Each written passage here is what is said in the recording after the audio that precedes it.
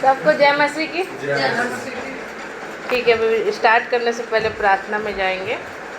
धन्यवाद धन्यवाद धन्यवाद पिता, हम आपका हृदय से धन्यवाद करते क्योंकि पिता आप महान जीवित दया से भरे हुए अनुग्रहकारी परमेश्वर, विलम्ब से कोप करने वाले अति करुणामय परमेश्वर है पिता।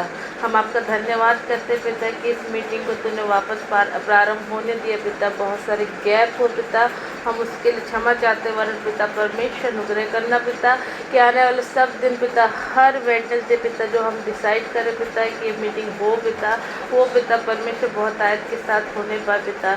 वो पिता परमेश्वर चाहे 1 लोग हो, चाहे 2 लोग हो, चाहे 10 लोग हो, चाहे 15 लोग हो, चाहे तेरे महिमा के लोग हो पिता। हे पिता परमेश्वर जितने भी लोग हो पिता, तेरी उपस्थिति और तेरा मीटिंग पिता ये रुकने ना पाए। यीशु के नाम में पिता हम प्रार्थना करते हैं पिता, प्रार्थना करते पिता यहाँ जितने भी लोग उपस्थित है पिता, उनके मन हृदय से आप बात करिए पिता। और पिता परमेश्वर ये मेरी बुद्धि मेरी समझ का वचन नहीं है वरन पिता तेरे स्वर्ग राज और तेरी महिमा का वचन ठहरे परमेश्वर पिता। हे पिता परमेश्वर इसमें मेरा कोई स्वार्थ ना होने पाए पिता। हे पिता परमेश्वर मैं अपना बुद्धि में नहीं चाहती ना मैं अपना समझ चाहती पिता। हे पिता पवित्र आत्मा इस मुँह का इस्तेमाल करे पिता। और पिता परमेश्वर आप जो अपनी कलीसिया से कहना चाहते हैं पिता वो आप बोलिए पिता परमेश्वर। हम आपका स्वागत करते धन्यवाद करते पिता। हम घटे प्रभु तू बढ़े पिता। और पिता परमेश्वर ये वचन बहुत आज का फल लेके आए पिता। और आने वाली सारी मीटिंग को मैं ब्लेस करती हूँ, अभी की मीटिंग को ब्लेस करती हूँ। पवित्र आत्मा हम आपकी उपस्थिति चाहते, आपके प्रेम को चाहते, आपके नियंत्रण को चाहते पिता। ये छोटा सा झुंड प्रभु वचन कहते हैं, छोटा सा झुंड मुझे परमेश्वर को भाया है कि राज्य तुझको दे। हालेलुया पिता। इस वचन के द्वारा पिता इस राज्य के वचन को मैं इनके जीवन में डिक्लेयर करती हूँ और प्रार्थना करते पिता आपका महान अनुग्रह इनके जीवन प्रकट हो प्रभु। और हर एक परिस्थिति का से निजात को पाए पिता, जो पिता नरकीय है पिता। और पिता परमेश्वर आपके उद्धार के और आपके सामर्थ्य और पिता जो तूने भरपूरी हमारे जीवन में ठहराया पिता, वो भरपूरी हम सबके जीवन में बना रहने पाए। यीशु के नाम में हर एक परिवार में उद्धार आने पाए, हर एक परिवार में शांति बने और हर एक परिवार में अंधकार की शक्ति नाकामयाब होने पाए। यीशु के नाम में आमीन। तो मैं पढ़ रही थी बाइबल, ठीक है। तो मैं बोली कि क्या वचन आज मैं प्रचार करूं। तो प्रभु ने मेरे को एक मतलब कुलुस्सियों को ही वचन दिए हैं। तो कुलुस्सियों में मैं जब देख रही थी तो मैं देखी कि कुलुस्सियों 1 अध्याय का 9 वचन से पढ़ेंगे, 9 से पहले 14 तक पढ़ेंगे। इसलिए जिस दिन से यह सुना है हम भी तुम्हारे लिए यह प्रार्थना और विनती करना नहीं छोड़ते कि तुम सारे आत्मिक ज्ञान और समझ सहित परमेश्वर की इच्छा की पहचान में परिपूर्ण हो जाओ, ताकि तुम्हारा चाल चलन प्रभु के योग्य हो और वह सब प्रकार से प्रसन्न हो और तुमने हर प्रकार के धनी कामों का फल लगे और तुम परमेश्वर की पहचान में बढ़ते जाओ, उसकी महिमा की शक्ति के अनुसार सब प्रकार की सामर्थ्य से बलवंत होते जाओ, यहाँ तक कि आनंद के साथ हर प्रकार से धीरज और सहनशीलता दिखा सको और पिता को धन्यवाद करते रहो जिसने हमें इस योग्य बनाया कि ज्योति में पवित्र लोगों के साथ निराशा में सहभागी हो। उसी ने हमें अंधकार के मन से छुड़ाकर अपने प्रिय पुत्र के राज में प्रवेश कराया, जिसमें हमें छुटकारा अर्थात पापों की क्षमा प्राप्त होती है। आमीन, हालेलुया, है ना। तो परमेश्वर का मतलब यहाँ पर एक कैसे हम लोगों को स्वभाव को ग्रहण करना है, ये चीज़ हम सीखते हैं।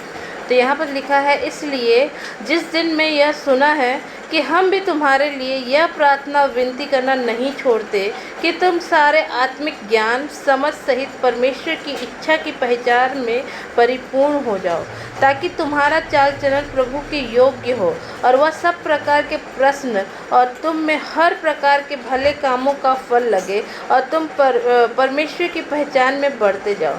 आमीन, हालेलुया, है ना। तो ये जो मतलब ये जो वचन को आप देख रहे हो, तो वो वचन को जब आप अपने सामर्थ्य से करेंगे तो कहीं ना कहीं आप असफल रहेंगे। हालेलुया। लेकिन जब हम परमेश्वर से अनुग्रह मांगेंगे तो वो हमको ऐसा अनुग्रह प्रदान करता है कि जिससे हम उस सफलता को प्राप्त करते हैं, है ना। तो यहाँ पर ताकि तुम्हारा चाल चलन प्रभु के योग्य हो, है ना। तो यहाँ पर परमेश्वर भरपूरी के जीवन के बारे में बताते हैं कि अगर हमको भरपूरी का जीवन जीना है तो परमेश्वर के वचन की सामर्थ्य को हमारे जीवन में काम करने देना है। जब हम भरपूरी में जाते हैं, जब प्रभु यीशु मसीह को गहरी रूप से ऑब्जर्व करते हैं वचन के द्वारा, है ना। मैं कैसी हूँ, मैं चलो वचन बता रही हूँ तो लोग क्या करेंगे, मेरा जीवन को ऑब्जर्व करेंगे, समझ रहे हो। क्योंकि मैंने वचन बताया तो सबसे पहले टेस्ट तो मेरा होगा ना, समझ रहे हो। सब मेरे को देखेंगे क्योंकि मैं वचन लेके चल रही हूँ ना, मैं वचन बता रही हूँ, तो सब मेरे को देखेंगे कि एक ऐसे टाइप की लड़की है ना, इसके अंदर क्या है, क्या ये सच में हम्बल है कि खाली प्रचार कर रही है, क्या सच में इसके जीवन में परमेश्वर का काम हो रहा है। ये सारी चीज़ों को मुझे ऑब्जर्व करके देखेंगे, समझ रहे हो। अगर मैंने प्रभु का दासी होने का मतलब कदम उठाया है तो वो सारा उंगली मेरे ऊपर पहले उठेगा, बाकी लोग के ऊपर बाद में जाएगा। हालेलुया, हालेलुया, है ना। तो यहाँ पर समझने वाली बात ये है कि मेरा चाल चलन कैसा है, मैं कैसे लोगों के साथ पेश आती हूँ, मैं किस तरीके से लोगों के साथ डील करती हूँ, है ना। अगर मैं परमेश्वर का वचन बता रही हूँ, क्या सच में प्रभु का वचन मेरे जीवन में काम कर रहा है, क्या मैं सच में परमेश्वर की बेटी हूँ कि मैं बस वचन से बोल रही हूँ, है ना। उस दिन हमने सीखे ना, यदि मनुष्य और स्वर्गदूतों की बोलियाँ बोलो और मैं प्रेम ना रखूँ तो मैं छनछनाता हुआ जान झंझनाती हुई पीता हूँ, है ना। लेकिन ये वचन तो यहाँ पर है, लेकिन उसके चौथे वचन में जो प्रेम एक्चुअल में है वो प्रेम के बारे में वर्णन किया गया है। Hallelujah, hallelujah. लेकिन वो प्रेम जो परमेश्वर का है और जो परमेश्वर के साइड से है, वो प्रेम क्या हमारे अंदर है, क्या है ना। तो वो प्रेम तभी आएगा जब आपके अंदर परमेश्वर का वचन बहुतायत के साथ इस्टेब्लिश रहेगा, जब आप बहुतायत के साथ प्रभु के वचन में चलेंगे, जब बहुतायत के साथ परमेश्वर का वचन आपके जीवन में दिखेगा। हालेलुया, हालेलुया, है ना। तो यहाँ पर समझना ये है कि ताकि तुम्हारा चाल चलन प्रभु के योग्य हो और वह सब प्रकार से प्रसन्न हो और तुम में हर प्रकार के भले कामों को फल लगे और तुम परमेश्वर की पहचान में बढ़ते जाओ, उसकी महिमा की शक्ति के अनुसार सब प्रकार की सामर्थ्य में बलवंत होते जाओ, यहाँ तक कि आनंद के साथ हर प्रकार से धीरज और सहनशीलता दिखा सको। ठीक है, हर प्रकार से धीरज। प्रभु यीशु मसीह परमेश्वर के ऊपर एक बड़ा एग्जाम्पल जाता है कि हमने अपना साल इतना लॉस किया है कि प्रभु फिर भी धीरज के साथ हमारा इंतज़ार किया कि मेरा बेटा मेरी बेटी मेरे पास आएंगे। हालेलुया। तो सब प्रकार का धीरज में आपको 1 साल भी लग सकता है, सब प्रकार के धीरज में आपको 5 साल 10 साल 20 साल भी लग सकता है, लेकिन वो बोलता है कि धीरज में हमको चलना है ताकि परमेश्वर का काम वहाँ पर प्रकट होने पाए। ठीक है, तो यहाँ पर आप समझिएगा, और उसकी महिमा की शक्ति के अनुसार सब प्रकार से सामर्थ्य से बलवंत होते जाओ, यहाँ तक कि आनंद के साथ हर प्रकार से धीरज और सहनशीलता दिखा सको, है ना। तो और पिता को धन्यवाद करते रहो जिसने हमें इस योग्य बनाया कि ज्योति में पवित्र लोगों के साथ मिरास में सहभागी हो, है ना। और उसी ने हमें अंधकार के वश से छुड़ा के अपने प्रिय पुत्र के राज्य में प्रवेश कराया है और छुटकारा अर्थात पापों की क्षमा प्राप्त किए हैं। ठीक है, तो यहाँ पर आपको ये समझना है कि हमको हर एक प्रकार से परमेश्वर को धन्यवाद करना है, हर एक प्रकार से परमेश्वर की उपस्थिति में जाना है, हर एक प्रकार से, हर गिरी से गिरी, बड़ी से बड़ी, चाहे उसमें हम आशीषित हो, चाहे उसमें हम लोग दबे हुए हो, चाहे उस परिस्थिति से हमको कुछ नहीं मिल रहा है, लेकिन हमको फिर भी उस परिस्थिति में परमेश्वर को क्या कहना है, धन्यवाद। ये बच्चे बड़े सबके लिए वचन, ठीक है। हमको हर एक परिस्थिति में धन्यवाद करना है, परमेश्वर को बोलना है क्योंकि कभी कभार बहुत सारे व्यक्ति मैं क्या बोलते हैं, मैं बहुत सारे लोग का मेरे को कॉल आता प्रेयर के लिए, तो मैं उनकी लाइफ में देखती कि ये मेरे साथ क्यों हो रहा है, मैं ही क्यों, इस तरीके का मेरे को सुनने को मिलता है। लेकिन यहाँ पर ये समझना है कि उस गिरी परिस्थिति में हमको परमेश्वर को उठाना है, आमेन, है ना। तो हमको उनको समझाना है जैसे भी कि ये परिस्थिति भले हमारे अपोजिट चल रहा है, लेकिन हम परमेश्वर के बच्चे हैं, तो इस परिस्थिति में हम किस तरीके से पेश आते हैं, जो हमारा गुप्त में परमेश्वर है वो हमको देखता है। आमेन, है ना। तो वो परमेश्वर जो है वो गुप्त में है, तो हमको प्रतिफल भी वही देगा, है ना। तो वो परमेश्वर का हम मतलब उस परमेश्वर को हम धन्यवाद कर रहे हैं जो हमको एक्चुअल में प्रतिफल देगा। जो उस परमेश्वर को हमको धन्यवाद करना है जो एक्चुअल में उस परिस्थिति से हमको निकालेगा। हमको उस परमेश्वर को धन्यवाद करना है जो सच में हमको बनाया है। उस परमेश्वर को धन्यवाद करना जिसने हमारे जीवन में अपना महान पुत्र को, हमारे से इतना प्रेम किया कि अपना महान पुत्र को दे दिया, ताकि हम उस परिस्थिति में परमेश्वर को धन्यवाद करके आज़ादी को लें। आमेन, है ना। तो वो परमेश्वर को हमको क्या करना है, धन्यवाद करना है, और परमेश्वर का बड़ाई निरंतर हमारे मुख से होता रहा। लेकिन आपको मैं बता रही हूँ, जब आप परिस्थिति में जाते हो, शैतान के झूठ और शैतान का जो एक सिमुलेशन बोलते हैं, एक परिस्थिति मतलब बोलना चाहिए, हम लोग मेडिकल फील्ड में जब हम लोग किसी को अच्छे से ट्रेनिंग देते हैं ना, तो सिमुलेशन करते हैं। सिमुलेशन में क्या होता है कि क्या बोलते हैं, एक आर्टिफिशियल इन्वायरमेंट को क्रिएट करते हैं कि हॉस्पिटल इमरजेंसी हो गया है, उस दौरान हमको जल्दी जल्दी कोड ब्लू मतलब ये सब कोड को मतलब फ़ोन में अनाउंस करना है पूरा हॉस्पिटल में, और जल्दी से पूरे जितने भी ट्रेंड स्टाफ है वो जहाँ कहीं भी रहेंगे वो दौड़ के आएंगे और उसको उस जो सीरियसनेस है उसके लिए तुरंत प्रतिक्रिया करेंगे, और उस में जो भी पेशेंट जो भी लोग सीरियस है उसके लिए तत्काल सेवा करेंगे। हालेलुया, है ना। तो वो एक परिस्थिति को जनरेट करते हैं और उस परिस्थिति के हिसाब से वहाँ पर काम होता है। हालेलुया, ताकि जो व्यक्ति उसमें एक्सप्लोर कर रहा है वो और बहुत आयत के साथ अच्छा नॉलेज गेन करे, ताकि उसके जो नर्सिंग वाला फील्ड है, जो भी हॉस्पिटल का फील्ड है, जहाँ जो भी प्रोफेशन वाला है वो उसका स्किल डेवलप हो और वो अच्छा प्रदर्शन करे।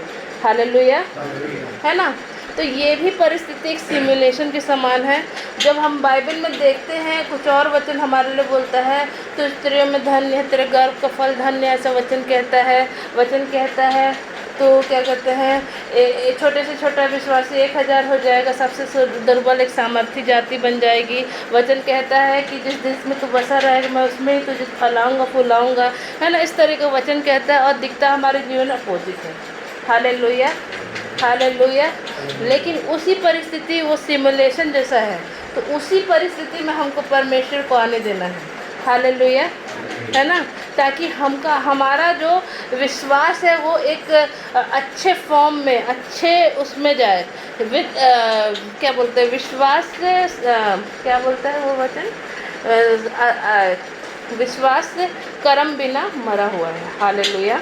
तो हमारे जीवन में कर्म दिखना चाहिए। अगर हम अपने जीवन में क्या कहते हैं परमेश्वर का दान वरदान देखना चाहते हैं, तो हमको दान वरदान के हिसाब से, मतलब दान वरदान के लिए प्रार्थना करना चाहिए, और दान वरदान के अनुसार जो भी वचन, जितना भी वचन है उसको अध्ययन करना है। दान वरदान की जितना भी हम चाहते हैं उस वचन को हमको सीखना है, और क्या बोलते हैं, जितना भी टेस्टिमनी है उसको देखना है कि प्रभु कैसे काम करता है, प्रभु को भी समझना है, और परमेश्वर की आत्मा को वहाँ काम करने देना है ना। तो बोलता है ना, तो वचन क्या कहता है दान वरदान के विषय में। दान वरदान के विषय में सबसे पहले तो ये विश्वासियों का चिन्ह है। दान वरदान तो बात की बात है ना। विश्वासियों में चिन्ह होंगे, है ना। वो नई नई भाषा बोलेंगे, बीमारों पर हाथ रखेंगे, वो चंगे किए जाएंगे। हालेलुया। यहाँ पर दान वरदान का बात ही नहीं, ये विश्वासी लोगों का चिन्ह है। हालेलुया, है ना। तो यहाँ बस आपके प्रार्थना से ये चीज़ होना चाहिए। हालेलुया। अगर आप विश्वासी है तो आपको नई नई भाषा बोलना चाहिए। हालेलुया, क्योंकि वचन कह रहा है। हालेलुया। मैं नहीं बोल रही, मेरे बुद्धि का बात तो नहीं बता रही, लेकिन जो वचन कह रहा है वही मैं बता रही हूँ। तो ये चिन्ह आपके जीवन में दिखना है। हालेलुया। अगर नहीं दिख रहा है तो आपको अपने अंदर काम करने की ज़रूरत है। हालेलुया। सीधी बात, काम करना है, क्योंकि मेरे भी अंदर में बहुत कुछ नहीं दिखता है। तो ऐसा तो नहीं है कि मैं नहीं विश्वास करूँ वो चीज़ नहीं है। हालेलुया, है ना। तो वो चीज़ तो है, लेकिन हमको अपने विश्वास में बढ़ना है ताकि वो सामर्थ हमारे जीवन में काम करे। हालेलुया। तो सिमुलेशन के क्षेत्र फल तो मतलब वो सिमुलेशन तो मेडिकल फील्ड का, लेकिन ये भी एक सिमुलेशन के समान है। जो ये परिस्थिति दिख रहा है, इसमें हमको ऐसा प्रदर्शन करना है कि परमेश्वर का वचन हमारे जीवन में सच्चाई के साथ उतर सके। हालेलुया, है ना, रियलिटी के साथ वो दिखने लगे। क्योंकि परमेश्वर के वचन के अनुसार हम देखेंगे तो हम इब्राहिम के वंशज हैं। हालेलुया, अगर हम इब्राहिम के वंशज हैं तो हमको फूलना फलना पड़ेगा, है ना, बालू के किनकों के समान। हालेलुया, तो जब इस वचन को बोला गया है और तो ये वचन हमारे जीवन में होना ही पड़ेगा। हालेलुया, है ना। तो और परमेश्वर का वचन अगर आप देखोगे कि परमेश्वर कहाँ वास करता है, परमेश्वर की प्रसन्नता किस में है, तो अगर आप इसी अध्याय का 19 वचन पढ़ेंगे तो उसमें देखोगे क्योंकि पिता की प्रसन्नता इसी में है कि उसमें सारी परिपूर्णता वास करे। Hallelujah, hallelujah. तो पिता की प्रसन्नता किस में है कि उसमें सारी परिपूर्णता वास करे, है ना। परिपूर्णता मतलब देखो आपके परिस्थिति में, देखो परिपूर्णता मतलब ये नहीं कि हमारे पास धन दौलत सब कुछ हो, लेकिन यहाँ पर एक गुप्त भेद छुपा है कि प्रभु यीशु मसीह धनवान होकर भी गरीब बन गया कि हम धनवान हो जाए। धनवान का मतलब लोग बस खाली पैसा समझते हैं, लेकिन धनवान का मतलब होता है भरपूरी का जीवन। हालेलुया, धनवान का मतलब होता है कि जब आप अपने डिटेल परिस्थिति में काम करते हैं, उस परिस्थिति में परमेश्वर के वचन के अनुसार अपने जीवन को प्रकट करते हैं, वो भरपूरी का जीवन है। हालेलुया, हालेलुया, है ना। तो परमेश्वर की प्रसन्नता इसी में है ना, परमेश्वर की प्रसन्नता इसी में है कि उसमें सारी परिपूर्णता वास करे। हालेलुया, है ना। तो ये है कि परमेश्वर चाहता है कि हमारे जीवन में परमेश्वर की सारी परिपूर्णता वास करे। सारी मतलब सारी, है ना, इक्का दुक्का छोड़ के भी नहीं, पूरे तरीके से परमेश्वर का सारी परिपूर्णता। तो अगर आप विश्वासी हैं, है ना, तो वो चिन्ह कहाँ है। हालेलुया, है ना, विश्वासी हैं तो वो चिन्ह होना है ना। दान वरदान तो बाद में आइए, उसमें तो आएंगे जब आप बढ़ेंगे प्रभु में, है ना। क्योंकि प्रभु का वचन कहता है जड़ पकड़ने के लिए, जड़ तभी पकड़ेंगे जब वचन को अपने जीवन में आत्मा में बसने देंगे, है ना। ऐसे तो नहीं होगा, ठीक है। मैं बोलूँगी कि मैं हो जाएगा तो वैसा नहीं होता, ठीक है। अभी क्या है, बच्चे लोगों का जैसे है, ठीक है। अगर आप शुरू से एग्ज़ाम का तैयारी कर रहे हो, साल की शुरुआत से पढ़ाई कर रहे हो, तो आपको रिवीजन करने में ज़्यादा टाइम नहीं लगेगा, ठीक है। आप आपके लिए 2 दिन ही पर्याप्त है कि आप पूरा सब्जेक्ट का रिवीजन करके अच्छा स्कोर कर सकते हैं। हालेलुया, है कि नहीं। क्योंकि वो क्यों हो पा रहा है, क्योंकि आप साल भर से पढ़ाई कर रहे हैं। हालेलुया, है ना। वैसे ही एक विश्वासी को प्रतिदिन हर दिन अपना क्रूस उठा के खड़ा होना है, ताकि परमेश्वर का काम वहाँ कब ना कब आपको प्रभु खड़ा कर दे, कब ना कब आप सबके लिए प्रभु बन जाए, कब ना कब परमेश्वर का प्रतिरूप आपके जीवन से दिखे, है ना। तो उस जीवन को आपको प्रभु ने दिया है, तो उस पूरे जीवन के लिए सब चीज़ों के लिए आप ही रिस्पॉन्सिबल हो। हालेलुया, है ना। अगर मैं विश्वासी हूँ, है ना, ये चीज़ खाली मतलब ये चीज़ तो मेरे ऊपर लागू सबसे पहले होता है, बाकी तो आप लोग तो उसके बाद हैं, ठीक है। लेकिन अगर हम विश्वासी हैं, है ना, तो हमारे जीवन में सबसे पहला जो हमको ही लोग देखेंगे, समझ लो, हम ही को लोग नोटिस करेंगे, अरे वो कैसी है, क्या है, किस लिए है, ऐसा सब कुछ, वो पूरा सब कुछ देखते हैं। और फिर उनके बीचों में बातचीत भी होता है कि वो तो ऐसी है, वो तो वैसा है। हालेलुया, है ना। फिर वो बात अगर अच्छी है तो बहुत अच्छी बात है, अगर वो बुरी बात है तो वो लोगों को ठोकर का कारण भी बन जाता है। हालेलुया, है ना। तो इस चीज़ को हमको समझना है और इस चीज़ को हमको ऐसे जाने नहीं देना है ना, ताकि परमेश्वर वहाँ पर काम करे हमको। और दीनता से, नम्रता से, अगर हमारे जीवन में त्रुटि भी है तो हमको परमेश्वर से आज इसी वक्त क्षमा मांगने की ज़रूरत है ना। कि हम जब क्षमा मांगे तो परमेश्वर हमको अपने और बहुतायत से भरे। हालेलुया, क्योंकि जब वचन कहता है दीनता नम्रता से आप परमेश्वर के अधीन हो जाते हो, तो शैतान का सामना करते हुए आपके सामने से भाग निकलता है। तो जो भी प्रकार की शैतान का अधिकार मतलब वो चुगली बुराई के द्वारा और जो भी प्रकार के नकारात्मक परिस्थितियों के द्वारा शैतान ने गलत तरीके से लोगों के सामने आपको जाहिर किया होगा, या तो फिर आपके अंदर ही कुछ ऐसा हो गया होगा, बहुत सारी चीज़ें हैं। लेकिन आपको उस चीज़ के लिए प्रार्थना करना है, क्षमा मांगना है, ताकि परमेश्वर का भरपूरी आपके जीवन से प्रकट हो, ताकि परमेश्वर वहाँ पर काम करे। यहाँ मेरे बुद्धि और मेरे समझ से कुछ नहीं होगा, है ना। मतलब मेरे दिमाग के सामर्थ्य से कुछ नहीं होगा। मेरा दिमाग जो है वो एक जैसे पेन है, इसका नोक देख रहे हैं, जो मैंने देखा, सीखा, समझा और जो मेरे आँखों ने देखा है, जो मैंने अभी तक मतलब इमेजिनेशन भी किया है ना। जो मैंने आँखों से देखा है वही मैं इमेजिनेशन कर पाऊँगी ना, क्योंकि इससे पार तो मैं देख नहीं पाई हूँ कभी, समझ रहे। तो ये मेरी बुद्धि यहीं तक है। लेकिन जो मेरा परमेश्वर है ना, ये सारी बातों को ऑलरेडी जानता है। ये दुनिया के पार में भी अभी क्या चल रहा है उसको पता है ना। आने वाले कल में क्या होगा उसको पता है। बीता हुआ कल क्या था पता है। कहाँ से आपका विरोध हो सकता है वो भी पता है। कौन आपके लिए अगेंस्ट खड़े होगा वो भी परमेश्वर को पता है। तो वो जो परमेश्वर है उसी के समक्ष में जब हम दीनता नम्रता से रहेंगे तो हमारा युद्ध जो है वो परमेश्वर लड़ेगा, क्योंकि वचन कहता है युद्ध परमेश्वर का है, तुम चुप रहो। Hallelujah, hallelujah. तो यहाँ बस बोल रहा है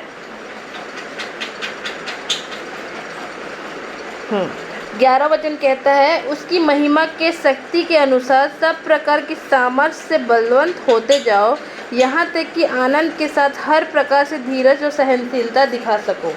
और इसी का 27 वचन को पढ़िए तो। जितना परमेश्वर ने प्रकट करना चाहा है कि उन्हें याद हो कि अन्य जातियों में उस भेद की महिमा का मूल्य क्या है, और वह यह है कि मसीह जो महिमा की आशा है तुम में रहता है। आमीन, हालेलुया। परमेश्वर हम में रहता है, ठीक है। ये बीते समय में बहुत सारे भविष्यवक्ता आए नए नियम में, ठीक है। उन्हें पुराने नियम में बहुत सारे भविष्यवक्ता आए, लेकिन उनके ऊपर ये बात प्रकट नहीं हुआ। लेकिन ये भेद जो है वो नए विश्वासी लोगों के ऊपर खुला है कि जो मसीह जो महिमा की आशा है वो हमारे अंदर रहता है, और मसीह का प्रतिरूप को हम उजागर करते हैं। अगर मान लो दीदी है, तानिया दीदी है, जो मतलब जहाँ वो काम करती है और वहाँ पर 4 लेडीज़ों को वो वचन सुनाती है ना। 4 लेडीज़ लोगों को वचन सुनाती है, तो वहाँ की यीशु मसीह दीदी है। हालेलुया, है ना। अगर ये स्कूल जाता है अभिषेक, तो अभिषेक जहाँ स्कूल जाता है तो वहाँ पर अगर वो वचन सुनाता है ना, तो वहाँ पर 4 बच्चों के बीच में मसीह कौन है? ये यीशु मसीह ये है। आप भी जहाँ काम करने जाते हैं वहाँ भी आप मसीह हैं। हालेलुया। क्योंकि यीशु मसीह एक बहुत ही बेहतरीन बात मैं बताना चाहती हूँ यीशु मसीह के बारे में। उसने अपना फ़ोटो नहीं छोड़ के गया, ठीक है। जब आप चेहरा देखोगे आईने में, है ना, चेहरा देखोगे आईने में, जैसे आप दिखते हो वैसे ही यीशु मसीह दिखता है। आमीन, हालेलुया, हालेलुया, है ना। तो यीशु मसीह कैसा दिखता है? यीशु मसीह आपके जैसा दिखता है। अब आपको बनाना है कि उसमें यीशु मसीह जिए कि शैतान जिए, ये आपके हाथ में है। चुनाव परमेश्वर नहीं लेता, चुनाव आपके हाथ में देता है, ठीक है। तो 2 अध्याय में देखेंगे 3रा वचन को, जिसमें बुद्धि और ज्ञान के सारे भंडार छिपे हुए हैं। हालेलुया। बुद्धि और ज्ञान के सारे भंडार छिपे हुए हैं। हालेलुया। समझ है, स्मरण शक्ति है, परमेश्वर की आज्ञा है, माता पिता का आदर है, पढ़ाई लिखाई में सामर्थ है, व्यापार में सामर्थ है, वो सारी बातें, सारा कंप्लीट पैकेज। हालेलुया। उस सारे बातों में क्या है? परिपूर्ण परमेश्वर है जो हमारे जीवन में अपना काम प्रकट करना चाहता है। हालेलुया। इसलिए अभी हमको कैसा जीवन जीना है ना। तो 3रा अध्याय के 5 से मतलब हम लोगों के अंदर क्या क्या काम करता है इसको देखना है, पुराना जीवन और नया जीवन कैसा है, ठीक है। तो 5 से 11 वचन तक पढ़ेंगे। हाँ। इसलिए कि उन अंगों को मार डालो जो पृथ्वी पर है, अर्थात बेविचार, प्रस्तुतता, दुष्ट कामना, बुरी लालसा और लोग जो मूर्ति पूजा के बराबर है। इन्हीं के कारण परमेश्वर का क्रोध आज्ञा न मानने वाला बन पड़ता है। और तुम भी जब इन बुराइयों में जीवन बिताते हो तो इन्हीं के अनुसार चलते हो। और अब तुम भी इस सब को अर्थात क्रोध, रोष, भेदभाव, निंदा और मुंह से गाली बकना, यह सब बात छोड़ दो। एक दूसरे से झूठ मत बोलो, क्योंकि तुमने पुराने मनुष्य को उसके कामों समेत उतार डाला है और नए मनुष्य को पहन लिया है, जो अपने सृजनहार के स्वरूप के अनुसार ज्ञान प्राप्त करने के लिए नया बनाता जाता है। उसमें न तो यूनानी, न यहूदी, न खातना, न खतरवाही, न जंगली, न स्तुति, न दास, नहीं स्वतंत्र, केवल मसीह सब कुछ और सब में है। आमेन, आमीन। हालेलुया। हालेलुया। तो यहाँ पर हमारा पुराना मनुष्य को जब हम बपतिस्मा लेते हैं तो उसकी सारी कामों के साथ हमने ऑलरेडी उतार दिया है। अब हम लोग क्या है, प्रभु यीशु मसीह में नई सृष्टि है और हमारी पुरानी बातें क्या हो चुकी है, बीत चुकी है। अब हम जब नए सिरे से जन्म ले चुके हैं तो परमेश्वर का परिपूर्णता ही हमारे जीवन में वास करे। जैसे कि 2 का 3 वचन कहता है, जिसमें बुद्धि और ज्ञान के सारे भंडार छिपे हैं। हालेलुया, है ना। इसमें देखो, प्रभु यीशु मसीह में जितना ज़्यादा वचन बताएंगे उतना ज़्यादा प्रभु आपको बढ़ाएगा। अभी देखो, सोनू अगर वचन को पूरा ग्रहण कर लेता है और पूरी तरीके से वचन को अपने जीवन में आने देता है, प्रभु उसको कभी भी इस्तेमाल कर सकता है। हालेलुया, हालेलुया, है ना। प्रभु के ऊपर है, सीनियरिटी जूनियरिटी प्रभु के वचन में है ही नहीं। हालेलुया, है ना। बस एक आदर है, प्रभु के लोगों का आदर करना है। लेकिन अगर आप वचन में बढ़ रहे तो आपको परमेश्वर रोकेगा नहीं। हालेलुया, वो आपको बढ़ना ही है। हालेलुया। तो यहाँ पर समझना, उसमें ना तो यूनानी रहा, ना यहूदी, न खतना रहित, न जंगली, न स्कूती, न दास, न स्वतंत्र, केवल मसीह सब कुछ और सब में है। Hallelujah, hallelujah. वो बोलता है ना, मेरे जीवन में यीशु तेरा नाम जलाल पाता रहे, मेरा उठना बैठना चलना तुझे भाता रहे। हालेलुया। गुप्त में मैं नहीं आऊँगी देखने, गुप्त में पास्टर भी अभी नहीं आएंगे देखने, गुप्त में आपका परमेश्वर आपको देखेगा। हालेलुया, है ना। आप किस परिस्थिति में किस तरीके से पेश आते हैं, वो सारा बातें परमेश्वर के पास लिख के पाया जाता है। मेरे पास नहीं, और ना आप लोग मेरे को पर्सनली नहीं देख पाओगे। मैं किस तरीके का, अगर मैं झूठ बोल रही हूँ, सच बोल रही हूँ, क्या कर रही हूँ, वो आपके समझ में लिस्ट नहीं जाएगा। हालेलुया। लेकिन इसका लिस्ट मेरे परमेश्वर के पास जाएगा। हालेलुया। और न्याय उसी के हाथ में है। और प्रभु का वचन कहता है ना, न्याय जब परमेश्वर के हाथ में है तो हमको न्याय करने की ज़रूरत नहीं है, किसी को जज करने की ज़रूरत नहीं है, क्योंकि सारा सब कुछ परमेश्वर के हाथ में है। तो हमको दीनता नम्रता से प्रभु के अधीन हो जाना है, परमेश्वर के दासों के विरोध में बात नहीं करना है, क्योंकि वचन ऐसा कहता है ना। अगर दाऊद को अगर आप डिटेल पढ़े होंगे, है ना, डिटेल वचन अगर आप देखे होंगे दाऊद के विषय में, कि वो साउल उसके साथ बुरा करता था, यहाँ तक कि भाला लेकर उसको बस थोड़ा सा वो हट गया ना तो उसको भाला छाती में जाके गड़ा रहता। हालेलुया, है ना। वचन अगर आप पढ़ रहे होंगे तो देखे होंगे। लेकिन फिर भी उसने उसके ऊपर 2 बार परमेश्वर ने उसके हाथ में साउल को कर दिया कि वो उसको घात कर सके। लेकिन वो परमेश्वर का भाई इतना ज़्यादा मानता था कि उसने उस व्यक्ति को छोड़ दिया। वो क्यों छोड़ा, कोई बता सकता है? आप लोग बता सकते हैं अगर पढ़े होगे तो। क्योंकि वो परमेश्वर का अभिषिक्त दास था। ठीक है। तो जितने भी परमेश्वर के दास दासी सब अभिषिक्त है, और इससे अगर हम किसी के लिए कुछ कहते हैं तो उससे एक बड़ा श्राप हमारे जीवन में आता है। तो वो श्राप को कौन लेगा, है ना। प्रभु के दास सब इम्पोर्टेंट व्यक्ति हैं, सब अपने गिरी परिस्थिति में परमेश्वर का सेवा कर रहे हैं, प्रभु को उठा रहे हैं, परमेश्वर के बारे में वचन को फैला रहे हैं, है ना। परमेश्वर के लिए रात रात को उठ के जा रहे हैं, प्रभु के लोगों के लिए प्रार्थना कर रहे हैं, उनको संभाल रहे हैं, उनके घर घर जाके प्रचार कर रहे हैं, उनका सुधि ले रहे हैं। तो ये क्या उनके बस का है?